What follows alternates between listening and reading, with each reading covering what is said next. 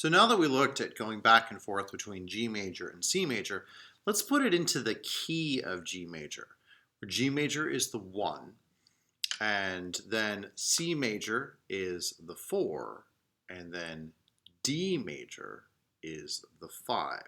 So we've got G is the 1, C is the 4, and D is the 5. Or you can look at it up here. We've got G, C, G, and D. 1, 4, 1, 5. So like what we said earlier, we're going from G to C. We're rotating the hand down. We're thinking about the index finger and the middle finger are going like that. You're thinking from here to here. And just a slight pivot of the wrist, it changes the whole position of the hand. So G, we've got first finger on the 2nd fret of string 5. We've got our 2nd finger on the 3rd fret of string 6. And then mirroring that, we've got the 3rd fret of the 1st string with our 3rd finger.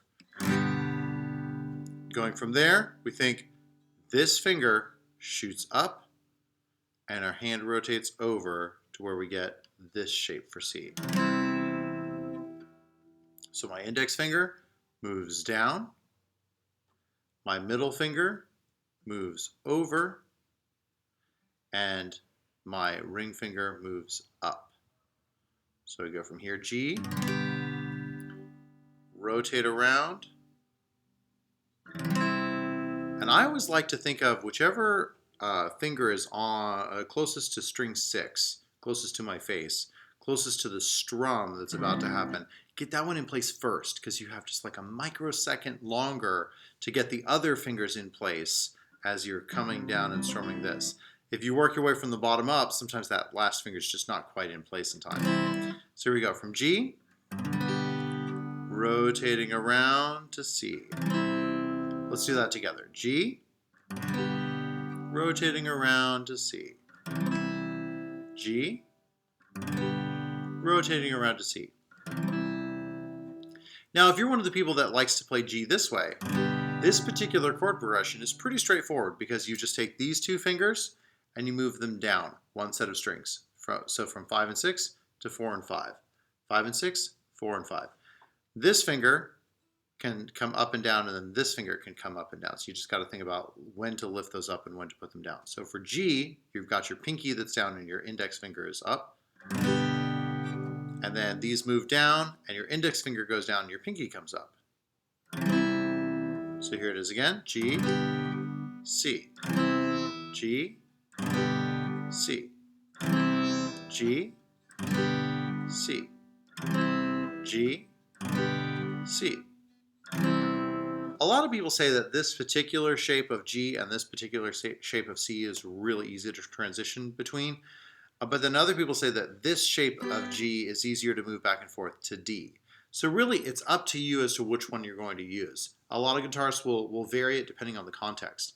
In contexts like this, where you have both C and D, then you'll have to just choose whichever one is going to work better for you. I wouldn't necessarily recommend using both G shapes in the same progression or the same context, because then your hand's just going to get a little bit confused as to what it's doing at any given point in time. So pick one and go through it.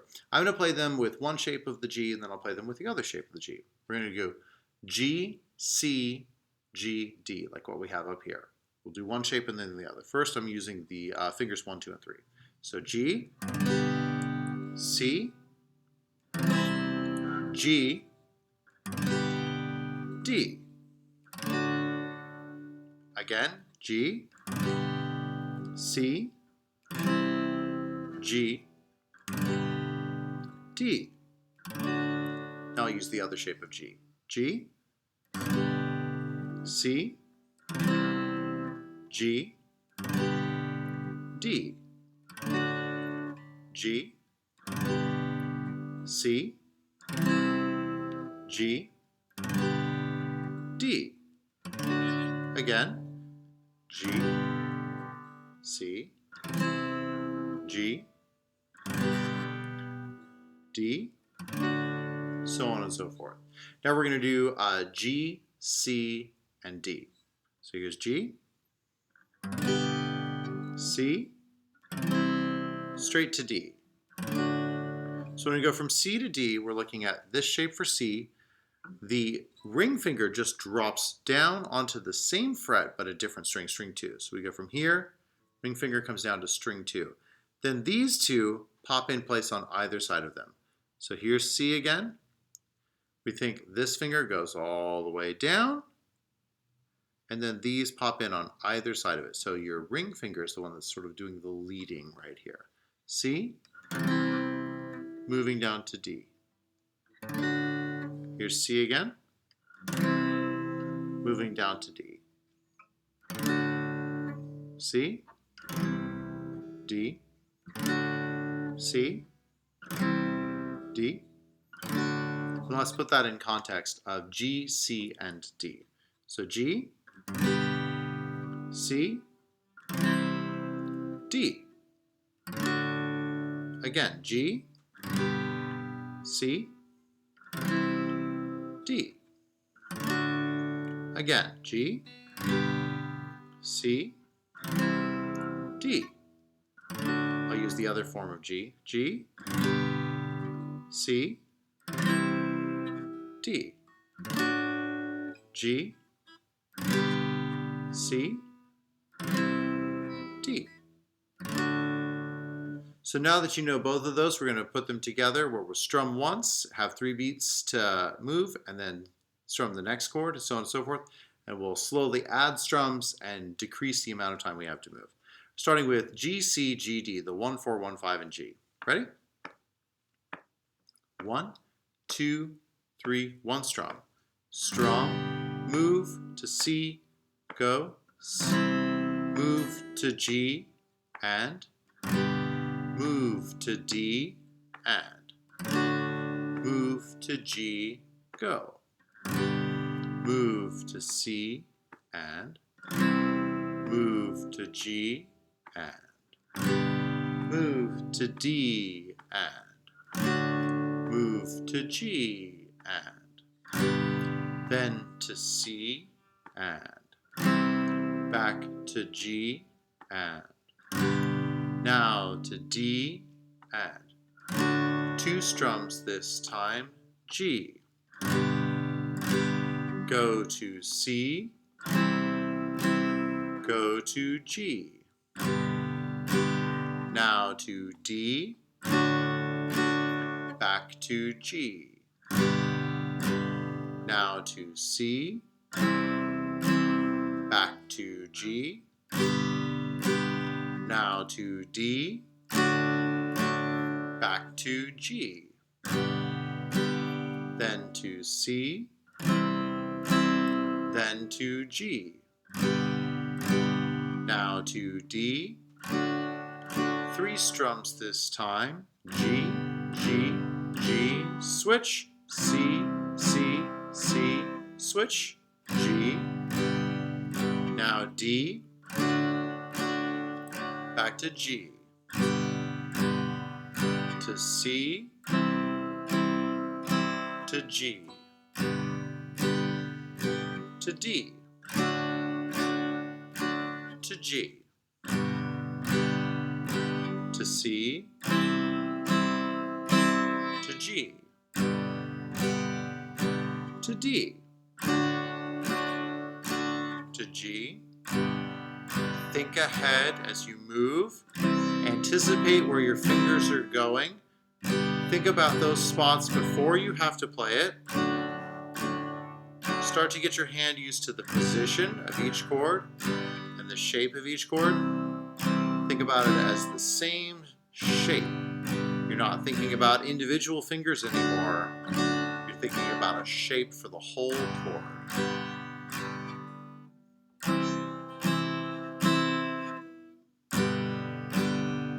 We're going to do 4 strums now. Get ready? 2, 3, 4, switch. And switch. To D. Back to G. To C. To G. D, back to G, C, G,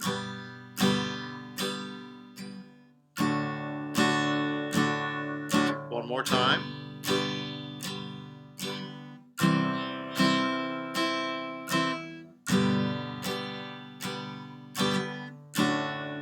and on G.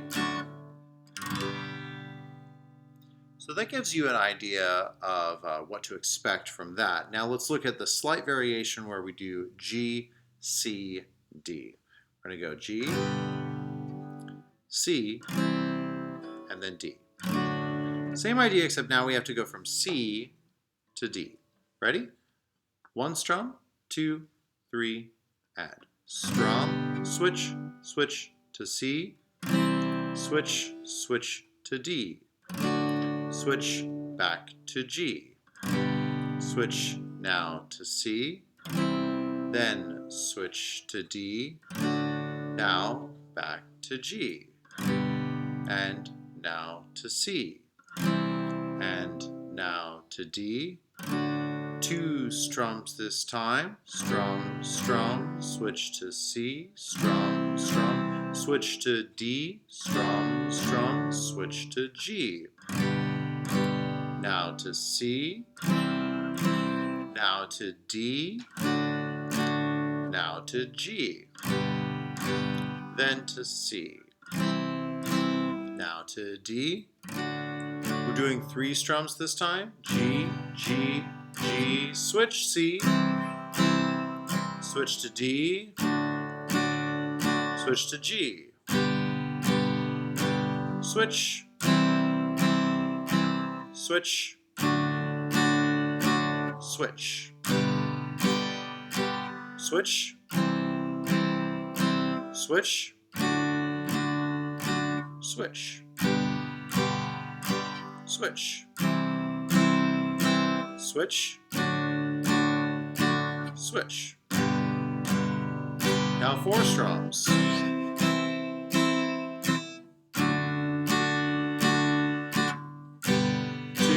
3, 4, switch. 2, 3, 4, switch. 2, 3, 4, switch.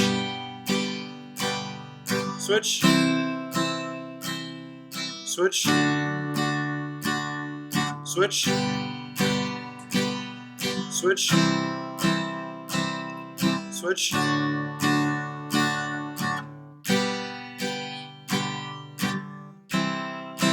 Last one.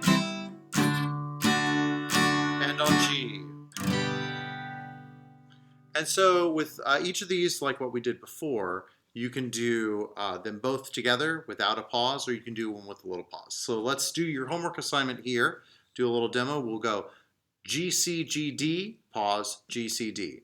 And then we'll do them without a pause. Here we go. Ready?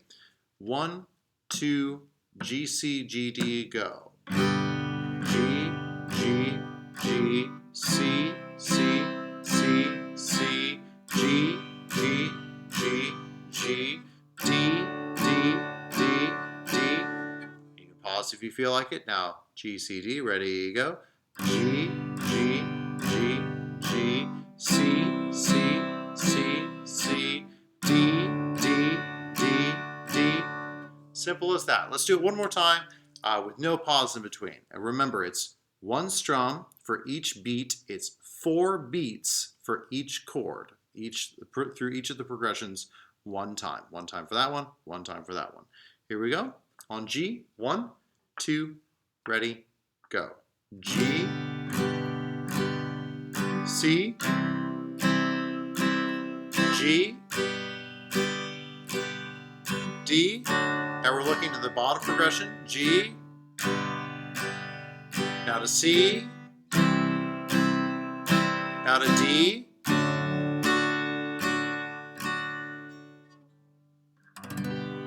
simple as that. So that's your homework assignment for this. Keep working on it, and once you get these transitions down and these chords and you're really comfortable with them, it opens up a ton of song possibilities for you.